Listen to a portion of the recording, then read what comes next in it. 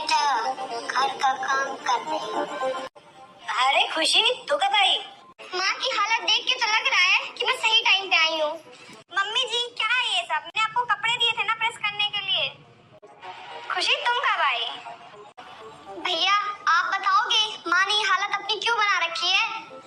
और आप माँ से घर का काम कराते हो?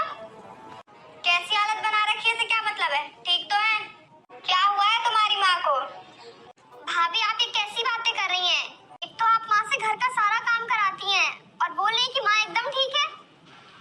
अरे तो क्या हो गया खुशी, घर का ही तो काम कर रही हैं, कहीं बाहर जाके थोड़ी ना काम कर रही हैं। भैया, आप भाभी को रोक क्यों नहीं रहे हैं? ये क्या बोले जा रही है माँ के बारे में? हाँ खुशी। अच्छा, अब समझी। आपकी नौकरी जा चुकी है ना? आप इनके टुकड़ों पे पल रहे हो, इसीलिए तो कुछ नहीं बोल रहे। तो क्या हो गया, मेरे टुकड़ों पे पल रहे हैं तो? मेरे पति हैं, अपनी माँ को समझाओ, इन्हें कुछ काम करना तो ढंग से आता नहीं। कपड़े प्रेस करने को बोला था इस बुढ़िया को, हाथ पैर कांपते हैं इसके। मेरे टुकड़ों पे पल रही है तो घर का काम तो करना पड़ेगा। एक नंबर की कामचोर है ये बुढ़िया। जबान संभाल के बात कीजिए भाभी, ये मेरी माँ है और आपकी सास। अच्छा, तो अब तुम मुझे सिखाओगी मुझे किससे कैसे बात करनी चाहिए? जितना खाना ये बुढ़िया खा जाती है ना, उतने में तो मैं एक नौकरानी ले आऊं, अच्छी सी ढंग की। उस नौकरानी पर पैसे लगाने से अच्छा है मैं तुम्हारी माँ पर ही क्यों ना लगा दूं। भाभी, मुझे ऐसा क्यों लग रहा है कि आपके माँ बाप चल बसे हैं? खुशी, तुम्हारा दिमाग खराब हो गया है क्या? क्या बकवास कर रही हो? अभी तक वो बूढ़ा बूढ़ी जिंदा है, मुझे तो लगा कि मर गए होंगे। हिमांशु, अपनी बहन को समझा लो वरना इसकी जवान निकाल के हाथ में दे दूंगी। अच्छा, मैं आपके माँ बाप के बारे में एक शब्द भी ना बोलूं और आप मेरी माँ के साथ जो चाहे वो करें? इस घर का सारा काम कराती हो, कैसी बहू हो तुम? तुम्हें इनकी हालत देख के भी तरस नहीं आ रहा है? 90 साल की है ये, 90 साल की।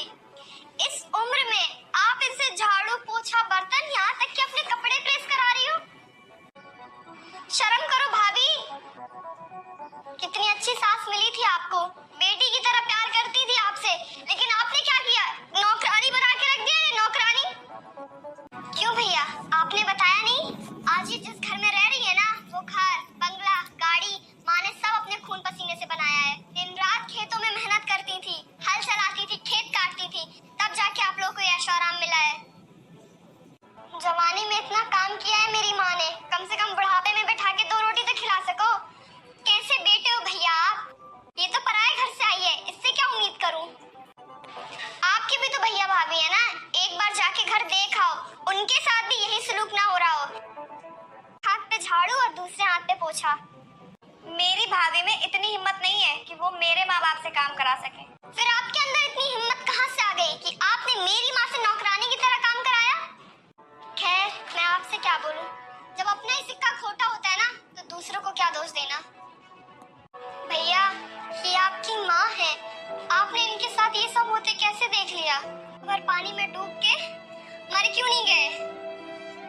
बस, अब बहुत हो गया। मैं अपनी माँ को लेके जा रही हूँ, अब मेरी माँ यहाँ एक पल नहीं रुकेगी। और आप दोनों को जो करना था ना, वो आप दोनों कर चुके हो।